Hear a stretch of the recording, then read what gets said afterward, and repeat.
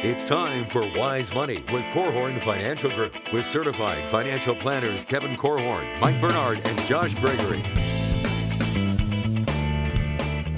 Welcome to another episode of the Wise Money Show with Korhorn Financial Group, where every week we're helping you take your next wise step in your financial life. Thanks for being here, friends. My name is Mike Bernard. I am your host. I'm also one of the certified financial planners on the program. And with me in the KFG studios, my business partners and fellow CFPs, Kevin Korhorn and Josh Gregory.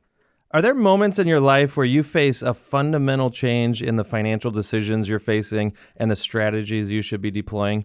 Today, we're walking through three major life transitions that come in your 50s and have huge financial planning implications for you and your family. We're going to cover that and more on today's episode of The Wise Money Show. What's the decade of your life where there's the most critical financial decisions? I think you could argue that, in your 50s. I would also argue your 20s, by the way. Your 20s. Yeah. So anyway, we're getting into it. You're going to hit likely three transitions in your 50s or around your 50s. We want you to be prepared and want you to do that successfully. If you have a question for the program or have any needs, we are here for you. You can call or text us 574-222-2000. That's 574-222-2000 online. WiseMoneyShow.com is where you can find us and learn more about the show and reach out to us that way. And then all over social media, wherever you're at, we are there as well. Search The Wise Money Show. The three of us were talking the other day, and Kevin made a statement that we've talked about a lot, and certainly have talked about it here on the show quite a bit, and that is learn from other people's mistakes. Mm-hmm. Much easier to learn from other people's mistakes than to go through it yourself and avoid it. I was fortunate to have an older brother. It was just me and my brother. And I tell you, those were that's a life-giving statement right there, that I watched the things that he did and like, oh, I'm not doing that. Nope, I'm not doing that. And he's fantastic, and I love him dearly. And yet his teenage years were a little bumpy. And so, anyway. No, I had an older brother as well, and he created a template of exactly what not to do. Yeah. And so I was able to learn and watch that. But I mean, I like watching YouTube videos of things, and I think you can learn. Like, I watched this YouTube video of this girl that went bungee jumping, and and she jumped without the rope being attached. Okay, Kevin. And so I've learned I'm not going to bungee jump. Oh, my goodness. Yes. No, I think that's a good example, because you wonder, hey, would I ever do something like that? Or the recent cave diving accident. You're like, would I ever go cave diving? I don't think I will. You could also talk yourself into being afraid to get out of it. Never leave your house. Well, one of the big financial mistakes. Yeah. Right.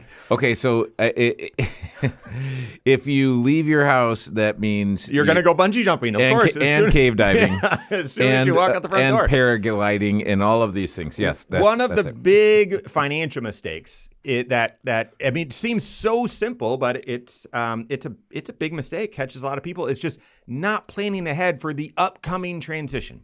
Right? Think of you're driving in your car. My daughter just got her license, and she has to put into Google Maps everything. And I'm like, honey, you've driven past Chipotle 1,000 times. You know exactly where it is, but she's got to put it. She was looking at her screen at the time. Yeah, probably. That's right. Passes. But she needs to know every turn, right? So that she can know, do I need to be in the left lane? Do I need to be in the right lane?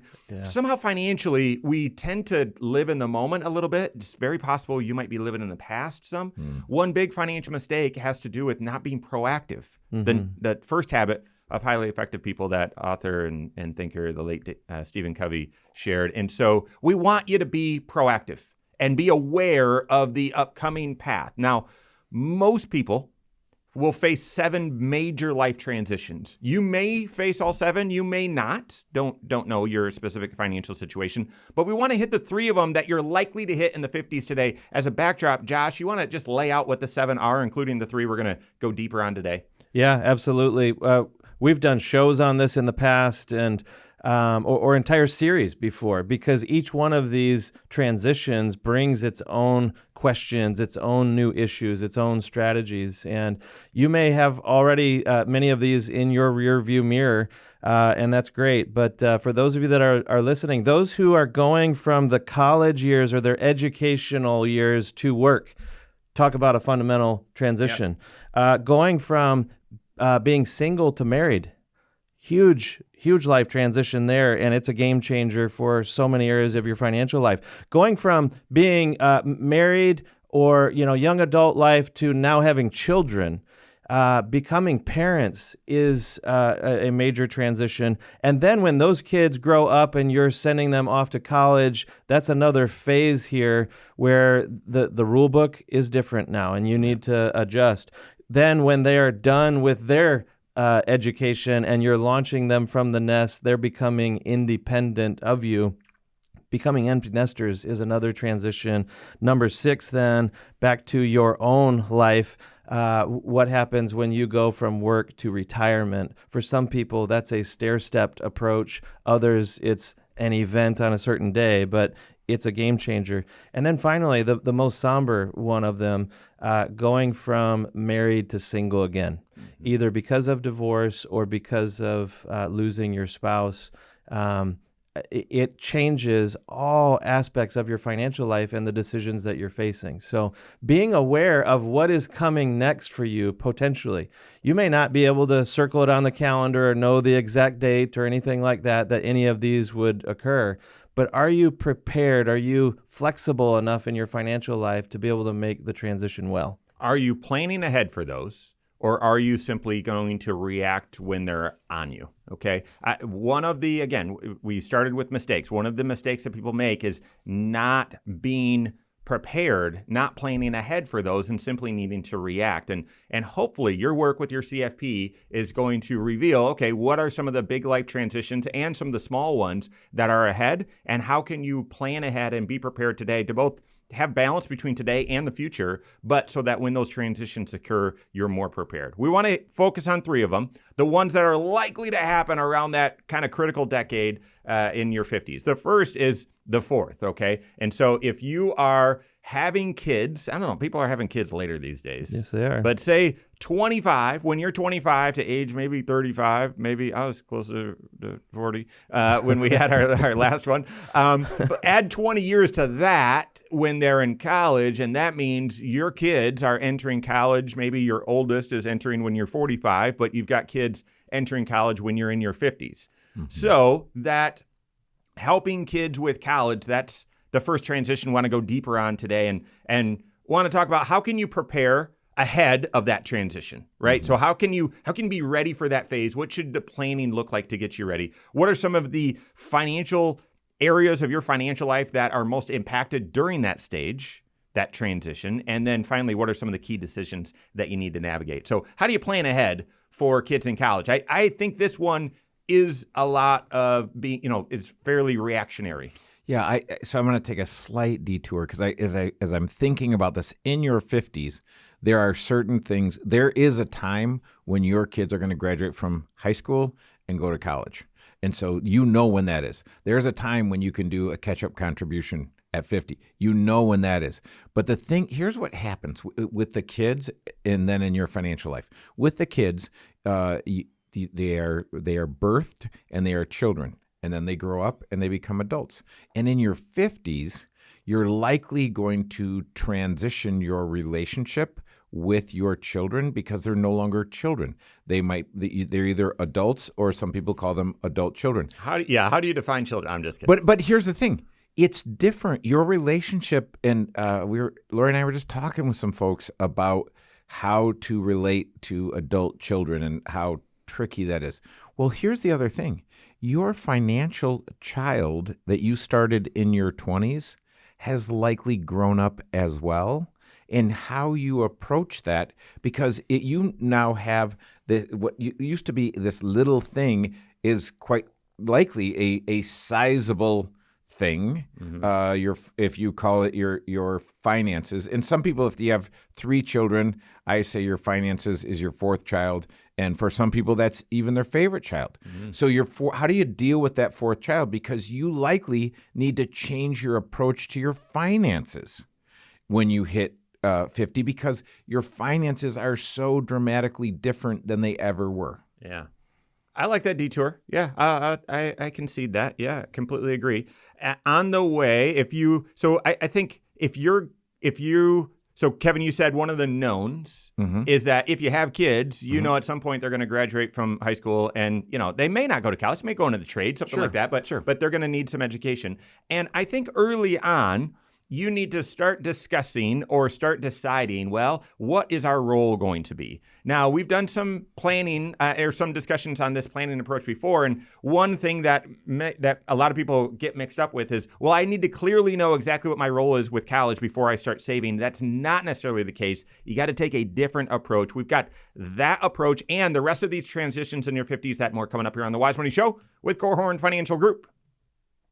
Hello, YouTube. Thanks for being here. This is The Wise Money Show. What you're watching right now is our weekly 1-hour talk show that airs right here on this channel, 10 a.m. Eastern time every Saturday morning, and also on podcast at the same time, and also on a couple local radio stations at the same time as well. It's a talk show, so we're going to meander and kind of go deep in a few different areas, but there's also going to be commercial breaks for the radio show as well, which is we're on one right now.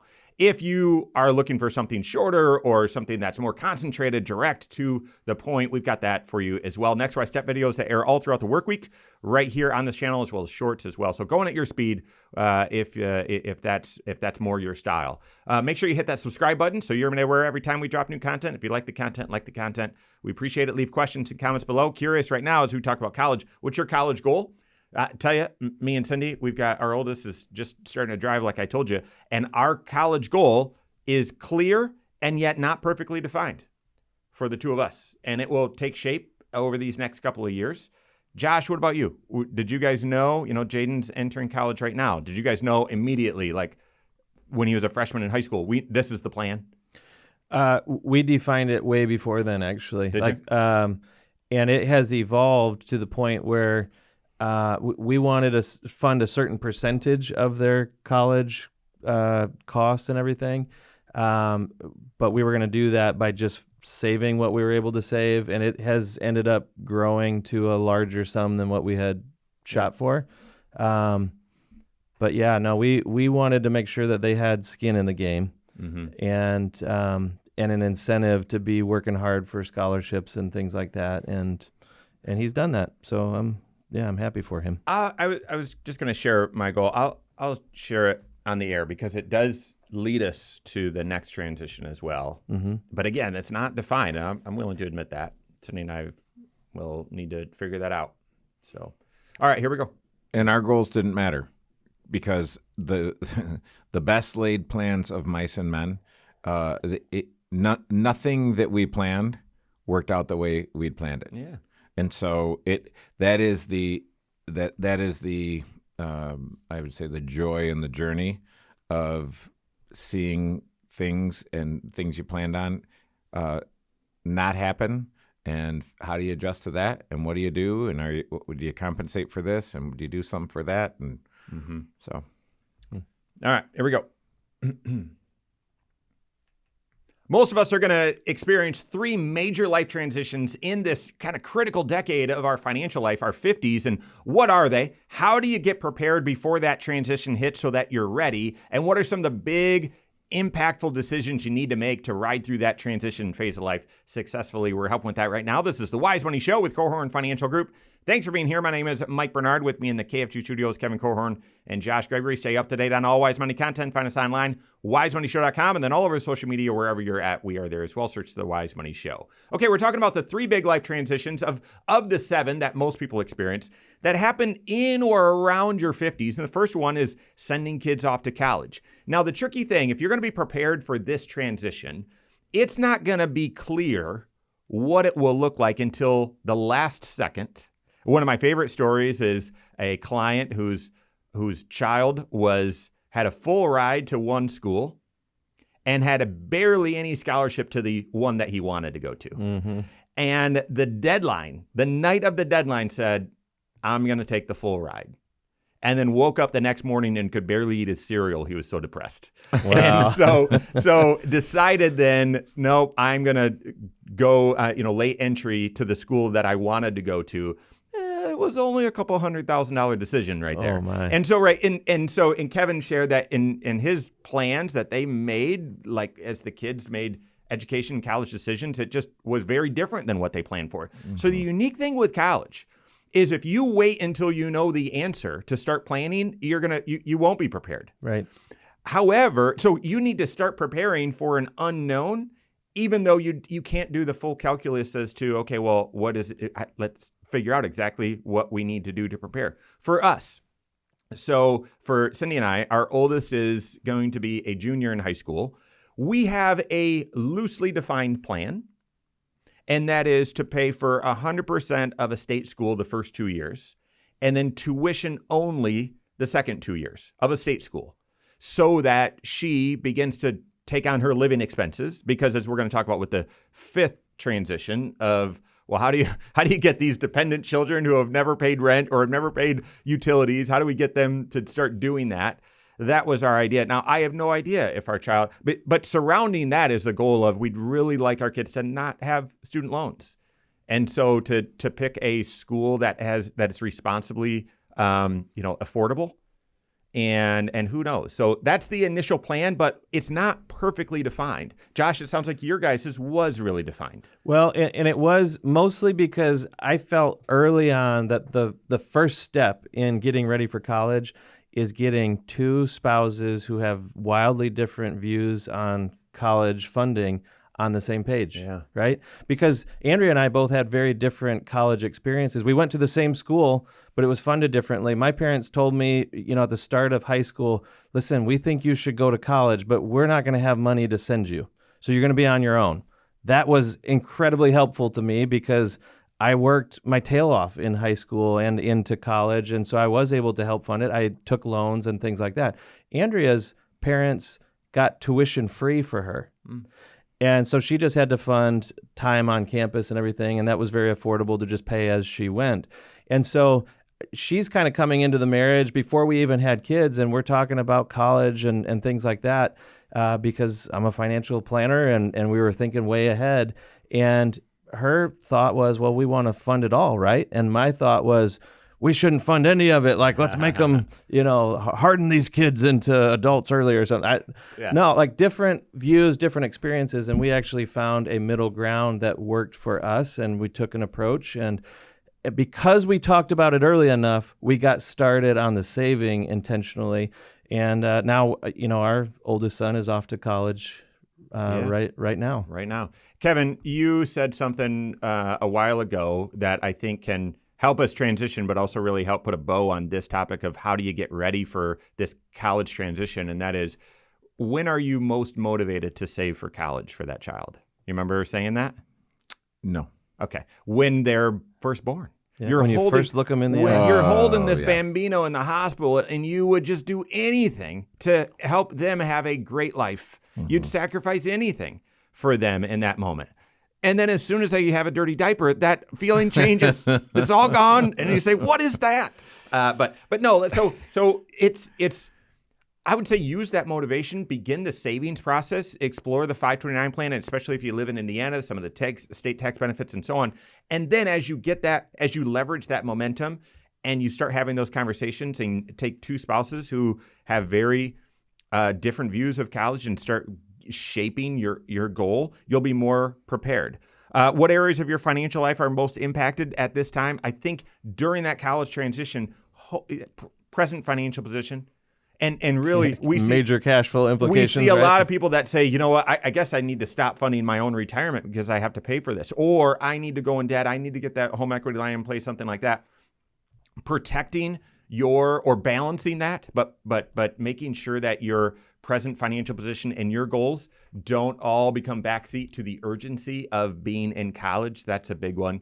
And taxes would be another one. Fundamentally changes your tax return depending on where your income falls. If your income stays below certain thresholds, there may be some pretty lucrative college tax credits available to you that help replace some of the child tax credits that went away when they turned 17. There's often a year or two break there where you're not getting any credits for that, or not much of a credit for those children. But when they're in college, if you can get the American Opportunity Credit, for example, that could be $2,500 right off of your tax bill. Yeah. So keep that in mind. And there may be some fancy footwork that you and your certified financial planner may want to do to help make sure you're eligible for those things. Mm-hmm. Because if you're transitioning out of them because your income has gone too high, what if you use some of your influence, change some of the way you're contributing to retirement accounts, that sort of thing, to help make yourself eligible for more of these savings? As you get closer to that, the kids being in college, crunching the numbers, doing the math to say, well, are we on track for what we envisioned or are we not? I mean, that's going to be critically important. And the planning process is not a full 5-factor retirement plan, but very similar. It's just college is different because as soon as that child is, 15, the dollars are now short term, the money that you've saved up versus, so not even in college yet. And you've got to shift the risk spectrum for those investments very meaningfully. So your investment planning, that area of your financial life is in focus as well. Let's transition to the next transition. So from kids in college, which hopefully they are out of the house and in an apartment, that sort of thing, but they're still coming home in the summers, unless they've got an internship, something like that. You're likely still helping with food costs and so on. Next transition is when you are an empty nester. And Kevin, you were challenging us at the beginning of the program to say, well, that means different things to different people and there's different relationships with their kids. Mm-hmm. And so let's just say this next transition is when your children are no longer supposed to be dependent on you financially. This time period, you might say, well, what's so big about that transition? That sounds like a party. Oh, well, that's one of the mistakes that a lot of people make.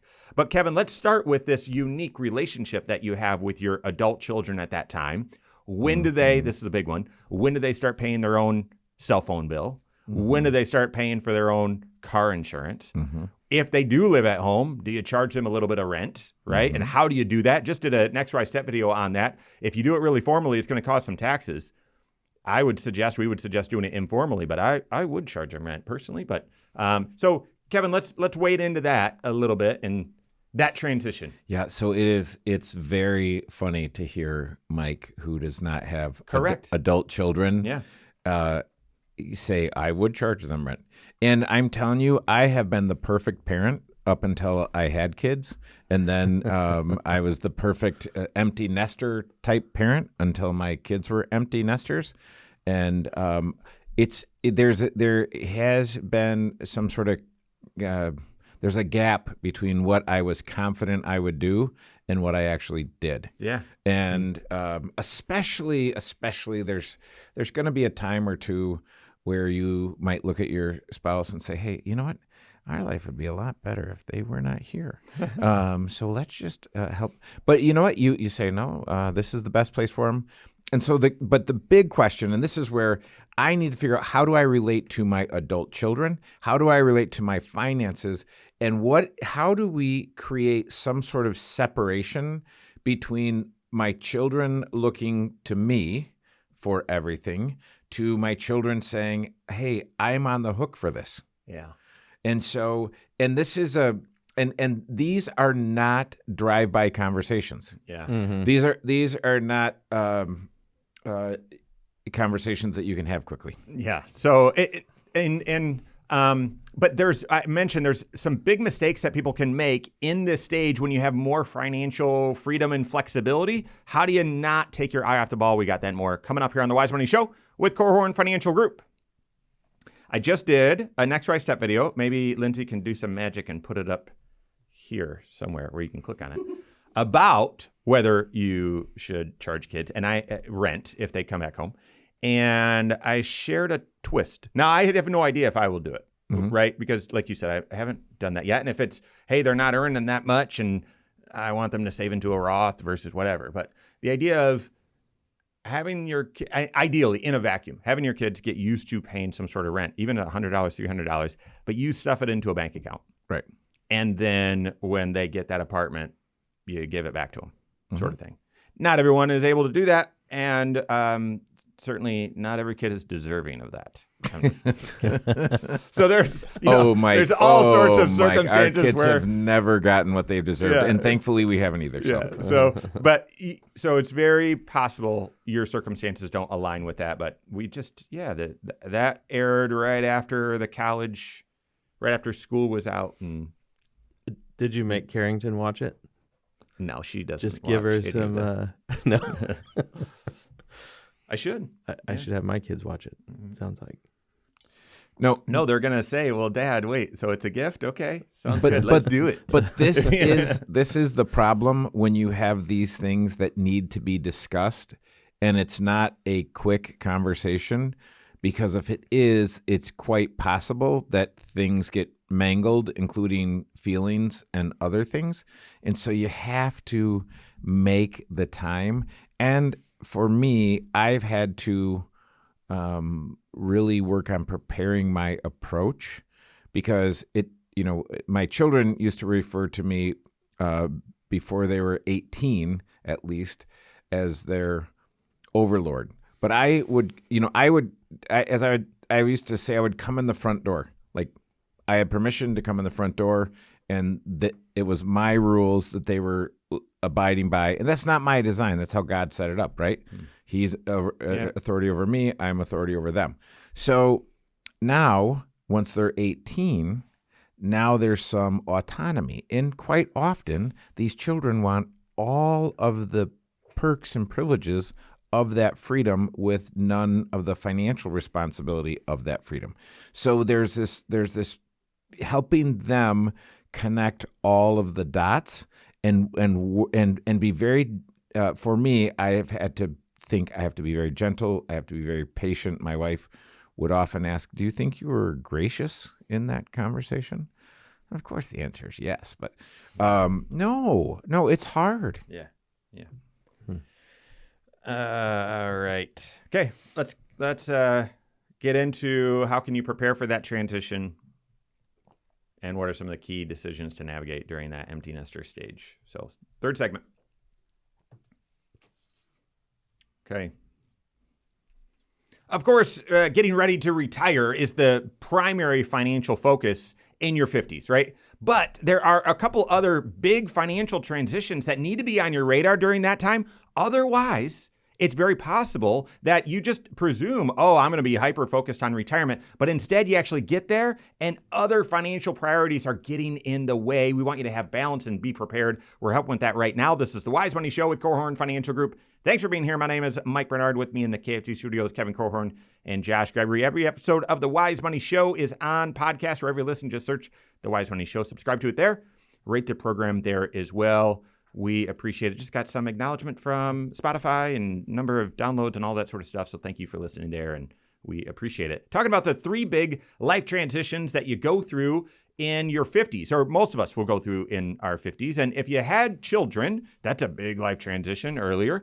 But when they are supposed to be out of the nest, that's a life transition. And one of the mistakes that people tend to make, and Josh, you and I we talked about this a couple decades ago, how that can feel like, okay, well, shoot, now the party starts. We're going to start, like, what are we going to do in the evening? And our kids are doing travel sports, and I cannot imagine what life is going to be like when we're not running from work to a practice every single day and then wake up earlier on the weekends than I do during the work week because we've got to get them where they're supposed to go. But that day will come, and will we be super bored, or will we start with that financial freedom, start doing a lot more things? I think the risk is that you start doing some more of those things, and there's a permanent shift in your lifestyle. Or you were relying on those years to really play catch up, and technically in your 50s, or catch up contributions, play catch up for your big retirement goal, but those dollars are redirected somewhere else instead. Now, I want to be super clear. Balance is one of the major ways you're going to define financial success. So this isn't, well, when you become an empty nester, you're not allowed to do anything. No, we actually tell you, take some of those retirement dreams and goals and pull them into your career, do some of those things. But it is about balance and making sure that you are planning for today's goals, but also for the future as well. Right. And I think about that, just a quick commentary. When my mom died when she was 53, and the only regret my folks had is that they just didn't have 33 more years. And so for sure, if you have been delaying and deferring, because most of the folks we work with have been really good at that. And they've been great at accumulating and get a little bit more pleasure out of accumulating than they do actually spending. So now in your 50s, I would look and say, hey, what are the things you think you're going to want to do in your retirement years, and what of those things could you pull into your 50s and start doing those, so that, because we all know the situation where everything's going to be fine, and then the doctor says they're not going to be fine, and you're gone in 6 weeks or 6 months or whatever, and you say, oh, well, we never did those things. And that goes back to the balance that Mike was just saying, that after you have launched your kids from the nest and they're off the payroll, so to speak, maybe you've just come through some of the most expensive years of your life because you were helping them to fund college and whatnot. There may have been some financial priorities that you put on the back burner that need that catch up, as you were saying. Mm-hmm. But at the same time, man, you might be entering the golden years of your marriage too. I remember reading that in a psychology class in college it was a marriage and family course, and it talked about how many people, their satisfaction with their marriage, it's hard during the child rearing years, especially into teenage years for some people. Not everybody follows this pattern. But the hope that comes on the other side, when the kids are out of the nest, many people report that they have a better marriage than they've ever had before. Mm. Now, that doesn't happen by accident, I don't think. I haven't experienced that yet. We still have all of our kids at home for a little while longer. But how do you make sure that you are investing in the things that matter the most? And it might be a relationship more than a certain investment account. Mm-hmm. Yep. I would, in order to be prepared for this transition and make key decisions during it, I think I'd be dialed into your 5-factor retirement plan or whatever those goals are that are on the horizon right there. Yes, doing those trips and pulling some of those, like making some of the investments in the relationship. But if it's also, well, we plan to have the mortgage paid off by the time we retire so that our cash flow is a little bit less, that's going to put less pressure on our portfolio. Then crunching the numbers to determine, are you on pace for that? Do you need to increase your monthly mortgage payment? How much do you need to be saving in order to be on track for your retirement goals? Are you taking the right level of investment risk? Should you be doing pre-tax or Roth? Like, a lot of those things need to be our key decisions. And they're not these unknowns or, oh, well, that's interesting to just ponder. Plan those out, project those out with your CFP and bring some of that, well, what does that projection show you? Bring some of that awareness into today's decisions. Mm-hmm. And when your financial life was a child, you might have thought, I don't need a CFP.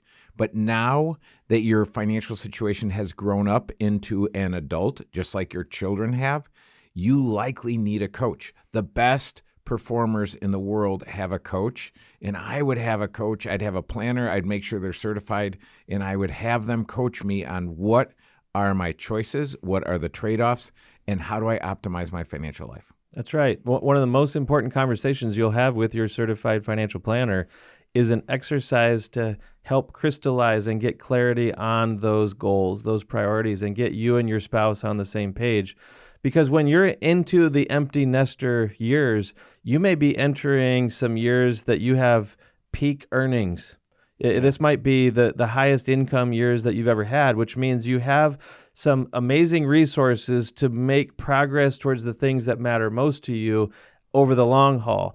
Or, as Mike warned earlier, you could have a really fun lifestyle that really starts to ramp up, and you optimize all your spending on things that matter to you today at the expense of the future as well. The point is to have clarity and to have that balance and not just kind of wing it and assume that things are on track or they're going to work. All right, all that leads. Oh, go ahead. Well, I wanted to hit one more thing that changes when you get to this stage, and maybe this is more of a change for your kids, but when they reach age 18, you send them off to college. Now they're, out on their own and everything. If you haven't helped them already, it's important to make sure that they have their estate plan in place and that you have helped steer them towards getting themselves established. Yeah. That's critical if you want them to be off the payroll. If you want them to be no longer dependent on you, they need to be independent. And if you haven't been able to coach them up or transfer some of the skills that you've been building to them,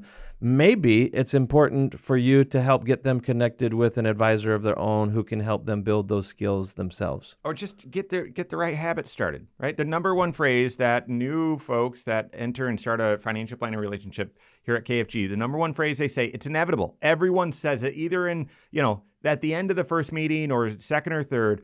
Oh, I wish we'd have started sooner. And I think part of that's because they realize that the process and approach is not intimidating and no one's impressed by any financial mistakes or shoulda, woulda, coulda been farther along. No. It's planning from that point forward. But the other is just this awareness of, had I started getting a little bit more serious about my finances earlier, I could be a little bit further ahead than I am right now.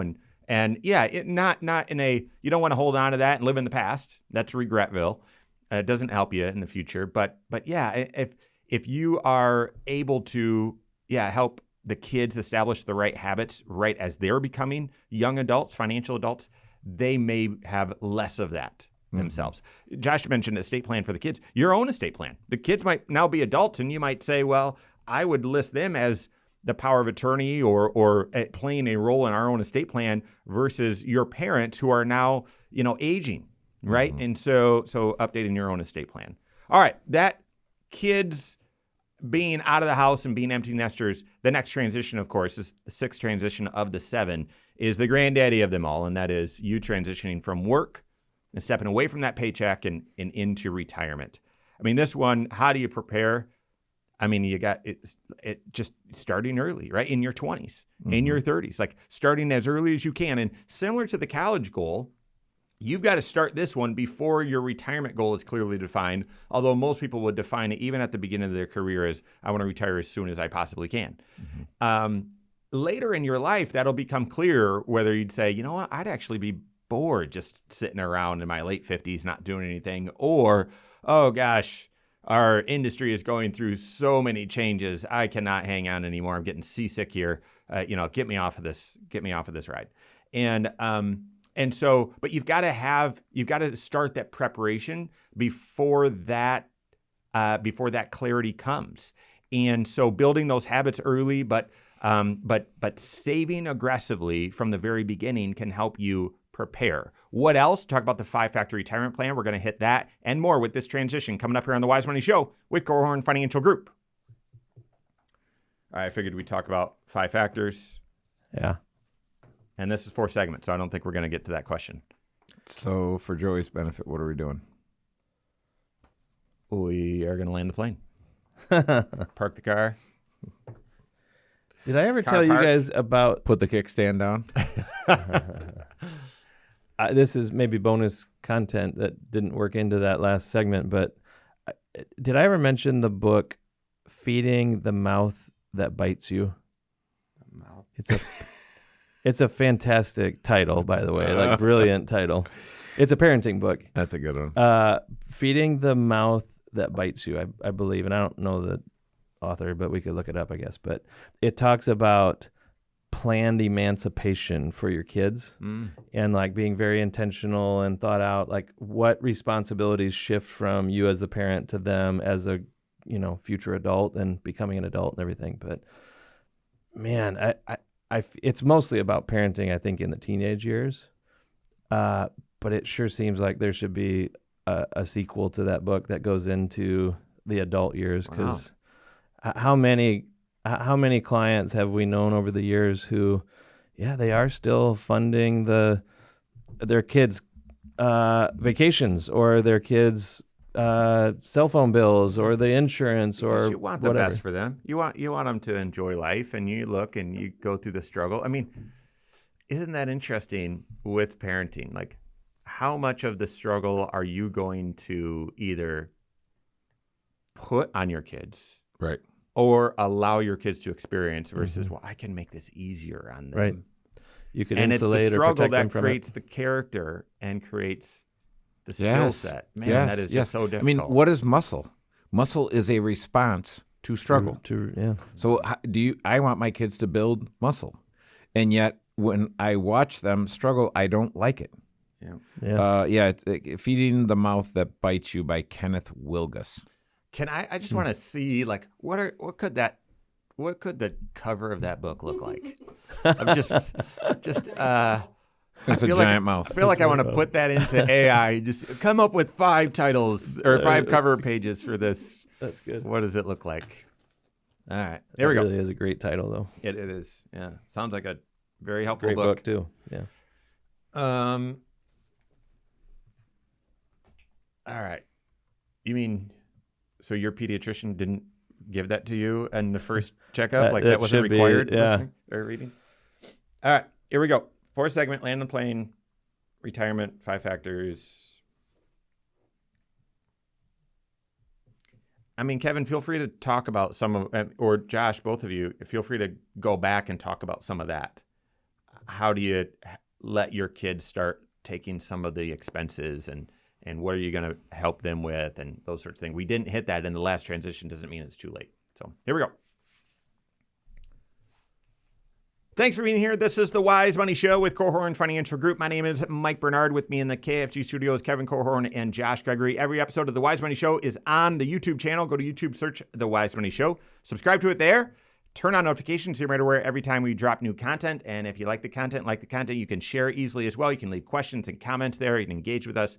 We appreciate that. Go to the Wise Money YouTube channel. All right. The last big life transition we're going to be talking about today, we're hitting the 3 that likely happen in your 50s. Some people plan to retire in their 50s or early 60s, I would hope. Maybe 65, 67 for many people, but could happen in your 50s, or certainly it's getting much more serious. And that's the life transition of transitioning from work into retirement. How do you prepare? How do you plan ahead? How do you know whether you're on track? We call that the 5-factor retirement plan. And the reason we call it that is because those are the 5 key decisions that you need to make. And there's a lot of sub-decisions or sub-variables within. And many people, many financial professionals take a much more efficient, streamlined, assumption-based approach. You'll spend a certain percentage of your pre-retirement income and, they not factoring in health insurance or change in inflation rates, assuming that life expectancy is life expectancy, and just making a bunch of assumptions just to tell you you're on track. And if you're not sure you believe me, log into your 401k. And right there in green or in red, it's going to say you're on track or you're off track. And guys, it's garbage in, garbage out. Yeah. It's sure. like there's no details with that. There's no conversation. There's no depth to that. Therefore, that is false signal, meaning it's just noise. You need a 5-factor retirement plan. What are those 5 factors? Well, it all starts with you defining with your certified financial planner, what's your target age that you want to go through this transition? When are you going to stop working? When are you going to begin living off of the resources and the income sources that you have you've built up? And we just know that if you define an earlier age, it's going to take a whole lot more preparation or sacrifice, and you have less time to get it done. And you're going to potentially live a lot longer in retirement because you're starting that phase of your life at a younger age. And so retiring earlier is not something that happens by accident. It is for people who have planned ahead, they have prepared ahead, or they've had some sort of outside help along the way, maybe a big inheritance or a big windfall of some sort with a business or an investment or something like that.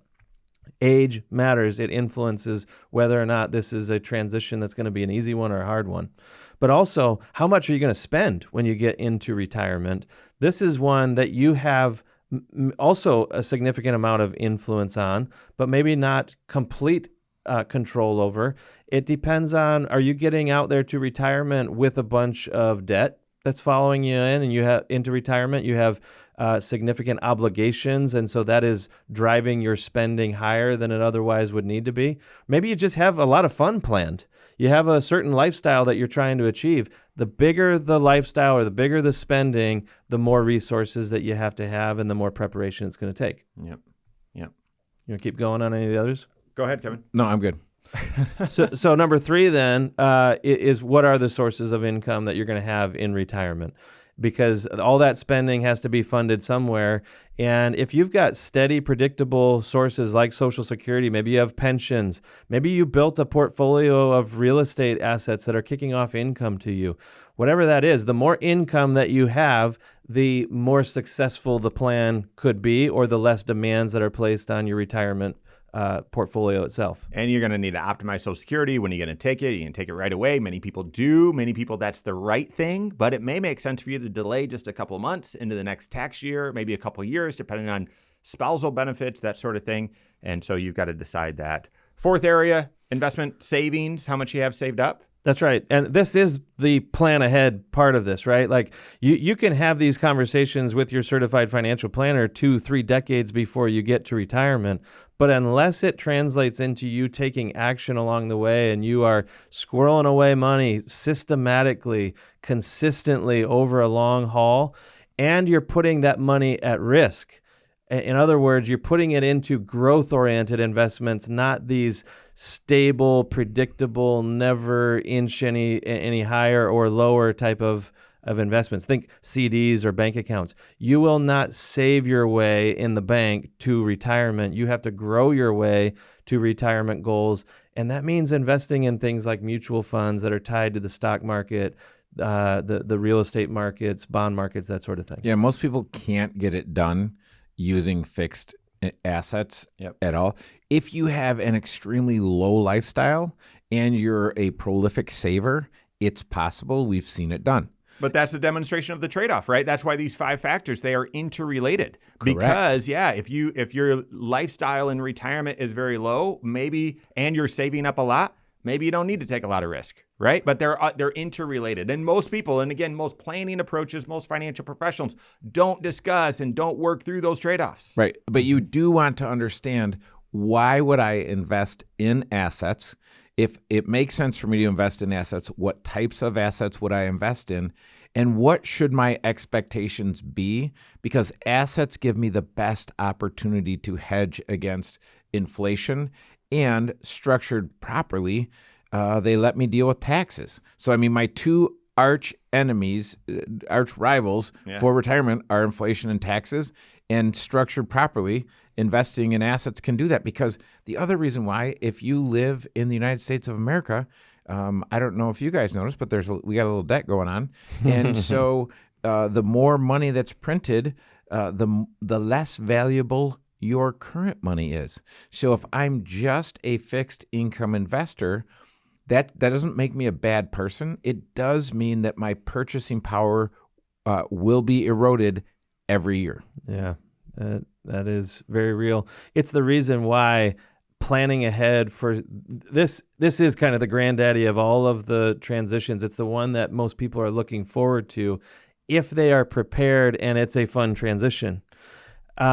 Your readiness for retirement is up to you to be working at this early and still also maintaining some flexibility, because the exact timing of this transition, you might have a specific date in mind, but what if your hand is forced and you actually get pushed into retirement a little bit earlier and you don't have as much time to prepare as you thought, and your retirement brings with it some extra expenses because of some medical cost or some support of other family members, that kind of thing. So having a plan that is robust enough to maybe face this transition a little bit earlier, or your willingness being flexible enough to postpone the retirement date a little longer if you need some more time for your retirement assets to slow cook in the crock pot. What are some of the key decisions that you need to make during this transition? I mean, one is how you're going to optimize Social Security. It's sort of the default. You're going to turn it on immediately, but it doesn't have to be. And I want to be super clear. Your CFP shouldn't try and talk you out of one thing or another, but should just sort of share, all right, well, here's some perspective, here's some math. Sometimes it's very clear, yep, draw it right away. Other times it's very clear, wait until January. Other times it's very clear, I would delay a little bit, that sort of thing. So that's a key decision. Another key decision is the other side of that social safety net there, and that's Medicare. And so are you going to go with traditional Medicare, which is Part A, B, D, and a supplement? I think they call it original Medicare. I call it traditional. I don't know. Or Medicare Advantage. And because of price changes, there are a lot more people considering Medicare Advantage. It's not, well, one's good and one's bad. It's which one fits for you. You want to know, you want to be aware of that decision point. Boy, a couple of years before, you are faced with it. And then the year of, you want to have the right level of education and get the right analysis so that you're prepared to make a great decision there. And it'd be interesting exercise to sit down and think about all the decisions that someone makes right on the eve of retirement or shortly into retirement. Come up with a comprehensive list. Yeah. The more choices, the more complicated it is, and the more important it is that you have a plan, that you have the right lenses to analyze these choices through, and the right coach beside you to help interpret what the options really are. At least for me, you might be different, but I have the most confidence in choices when I've already been there before. Oh, yeah. I've seen this fork in the road before. I know to go right. That's the one. Well, you've never retired before, and you've got to make these huge decisions working with the CFP who has retired thousands of times vicariously through clients, and they've seen those decisions. That's the guide. That's the Sherpa that you need. So, all right. That is all the time we have for today. On behalf of Josh Gregory, Kevin Korhorn, all of us at Korhorn Financial Group, have a great weekend. We'll see you next Saturday for the Y20 Show with Korhorn Financial Group. Securities offered through Silver Oak Securities, member FINRA/SIPC. Advisory services offered through KFG Wealth Management, LLC. Doing business as Korhorn Financial Group. KFG Wealth Management, LLC and Silver Oak Securities Incorporated companies are unaffiliated.